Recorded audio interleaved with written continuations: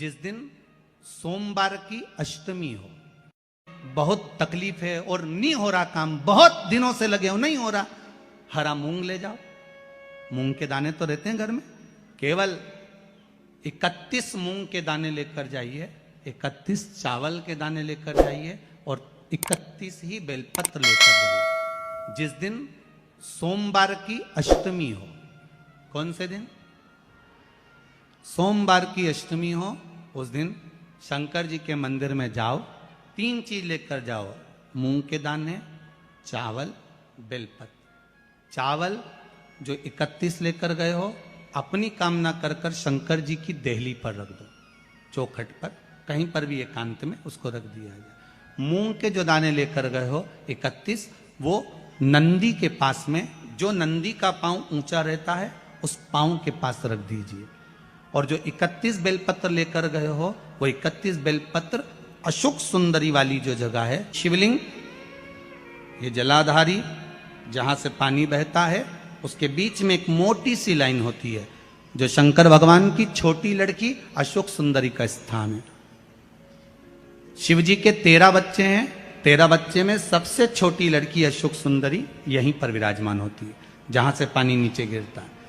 प्रत्येक शिवलिंग के सामने एक मोटी सी लाइन होगी, उस मोटी सी जो लाइन है अशोक सुंदरी, वहां पर जो 31 बेलपत्र लेकर गए हो, अपनी कामना कर कर पीला चंदन, लाल चंदन लगाकर उस पर समर्पित करते जाओ। उसकी डंडी जहां से पानी बहता है उस ओर होना चाहिए। आप निवेदन कर कर देखो, एक सोमवार की अष्टमी पर कर कर देखना, दूसरी सोमवार की अष्टमी आएगी, अपने आप आपका काम हो गया होगा। बाबा से निवेदन तो करो, क्यों भटक रहे? कभी सोमवार का दिन हो, क्योंकि शंकर जी को सोम प्रिय है, सोमवार का दिन चंद्र का वार शिव जी को प्रिय है। बेलपत्री के वृक्ष के नीचे बैठकर हाथ में एक बेलपत्र का पत्ता रखकर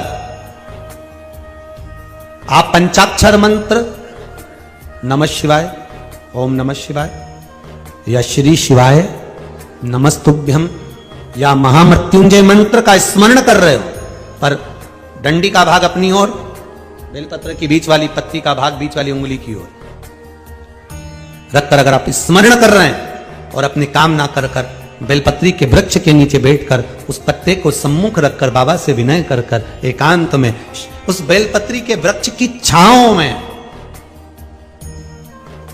बेलपत्री के वृक्ष की छांव आप कामना कर कर उस पत्ते को शंकर भगवान के ऊपर समर्पित कर रहे हैं, तो ये जान कर रखें कि पार्वती और शिव का मिलन करवा रहे हैं और अपनी मनवांछित फल कामना पूर्ण करवा रहे हैं। क्योंकि शिव और पार्वती का जब मिलन होता है, शंकर पार्वती जब एक दूसरे के सम्मुख में होते हैं, शिव और पार्वती जब एक दूसरे के सामने अपने बच्चों के कारण एक दूसरे के सम्मुख में आते हैं, तो उनके चेहरे पर प्रसन्नता का भाव आ जाता है।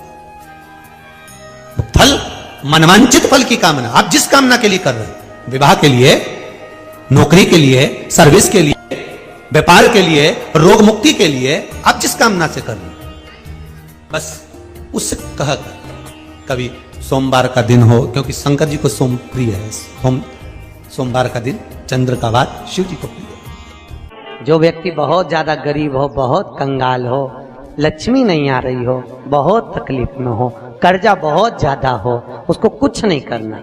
सोमवार की सोमवार शाम के समय बेलपत्री के पेड़ के नीचे थोड़ी सी शक्कर या गुड़ डालकर एक दिया रखकर घी की बत्ती लगाकर जलाकर आ जाओ, अपने आप कर्जा चूकना चालू हो जाता है। कर्जा क्यों? माता लक्ष्मी को भगवान शिव ने कहा था, लक्ष्मी तेरा विवाह मैं भगवान नारायण के साथ कर रहा हूं, तो नारायण के चरणों में तो रहेगी, पर एक बात याद रख, माता पार्वती के नयन अश्रु से प्रकट हुए बेलपत्र के नीचे शाम के समय पर तेरा निवास होगा, तो प्रतिदिन शाम के समय पर बेलपत्र के पेड़ के नीचे बैठकर नारायण की आराधना करेगी।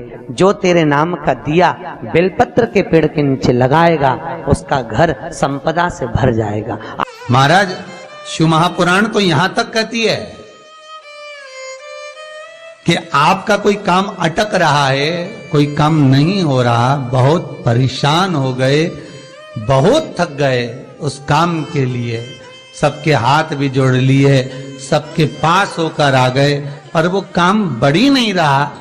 तो निवेदन करते हैं, घी के दिए में काली तिल डालकर सोमवार के दिन शंकर जी के मंदिर के सामने तुम रुका जी का नाम लेकर दिया लगाकर, जिस काम को तुमने दुनिया के आगे कहकर देख लिया, कर देख लिया, नहीं हुआ, उस कार्य को एक बार दिया लगाकर निवेदन कर फिर जाकर देखना, काम आगे बढ़कर ही रहेगा, छूटेगा नहीं, अग्रणी।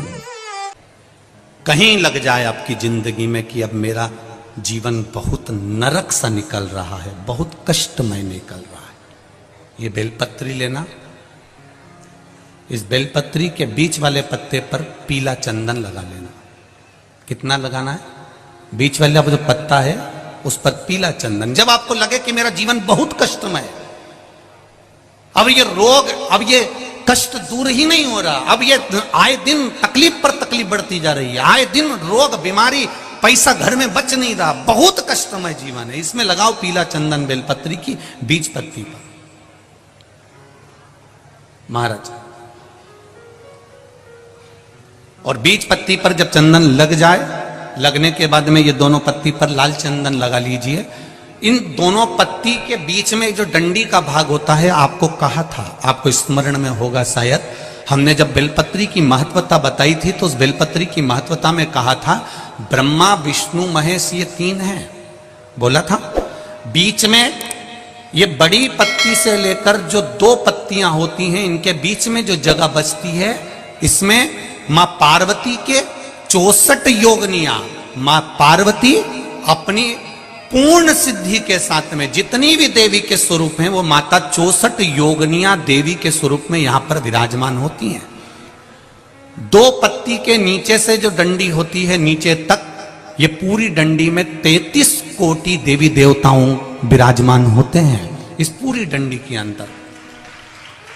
तो ये बीच वाली पत्ती है, ये जो बीच वाली पत्ती का जो भाग होता है, इस पत्ती के भाग में शहद का प्रयोग कर यहां पीला चंदन, लाल चंदन, लाल चंदन, शहद का प्रयोग कर इसी तरह से पकड़कर ये बेलपत्री की जो डंडी है वो अशुक सुंदरी पर जब आप समर्पित करें तो जहां से जल बहता है उस ओर पर इस पत्ती को चढ़ाकर केवल आपके हृदय की बात कहकर देव अधिदेव महादेव से कोई भी शिव जी का मंत्र, पंचाक्षर नमः शिवाय, षडाक्षर ओम नमः शिवाय, श्री शिवाय नमस्तुभ्यम, या महामृत्युंजय मंत्र, जो शिव का मंत्र हो आपके पास में, उसको बोलते हुए देवाधिदेव महादेव को धीरे धीरे जल की धार चढ़ाना प्रारंभ करो। जल की धार जब पूर्ण होने लगे, उसमें थोड़ा जल बचे, तब अशुक सुंदरी पर जो तुमने बेलपत्र चढ़ाई है वहां उस जलधार को चढ़ाएं। ये प्रयोग आपको केवल सोमवार की अष्टमी पढ़ने पर ही करना है। कौन से दिन करेंगे? जम के बोलिए जरा। सोमवार की अष्टमी पढ़ने पर यह प्रयोग करें और जल चढ़ाकर बाबा से विनती कर उसी बेलपत्र को वापस उठाकर कहीं जलाशय में या किसी पेड़ के नीचे विसर्जन कर दें और एक लोटा जल वहां भी चढ़ा दें। बस निवेदन कर आ जाइए, मेरा बाबा 3 माह के अंदर हाथ जरूर पकड़ेगा और आपको दलदल से बाहर निकाल देगा। फिर निवेदन करूंगा, दुनिया में ऐसा कोई समस्या नहीं जिस समस्या का कोई निदान नहीं।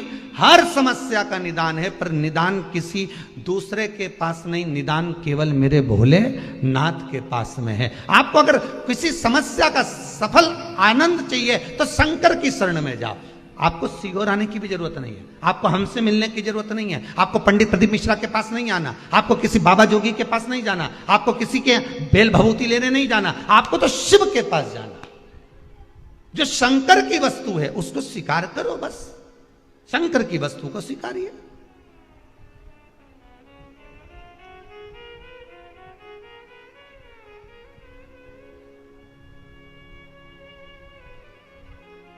शंकर की वस्तु को स्वीकार करना चालू कर दीजिए। अरे भाई, शिव महापुराण की कथा तो यहां तक कहती है,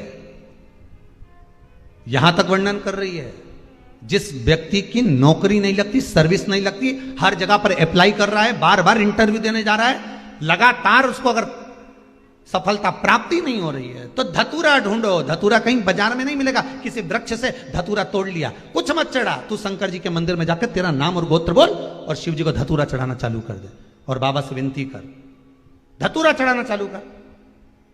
अब धतूरा कोई बहुत कीमती होता है क्या? बहुत पैसे का मिलेगा क्या? कहीं पे भी मिल जाएगा। धतूरा तोड़ और चढ़ा शंकर जी को। रोज नियम बना ले कि एक धतूरा मैं शंकर जी को चढ़ाऊंगा, प्रतिदिन चढ़ाऊंगा, शिव जी से जाकर निवेदन करूंगा प्रतिदिन। शंकर जी की प्रिय वस्तु में धतूरा, बेलपत्र आदि कादि की तो है, क्या है?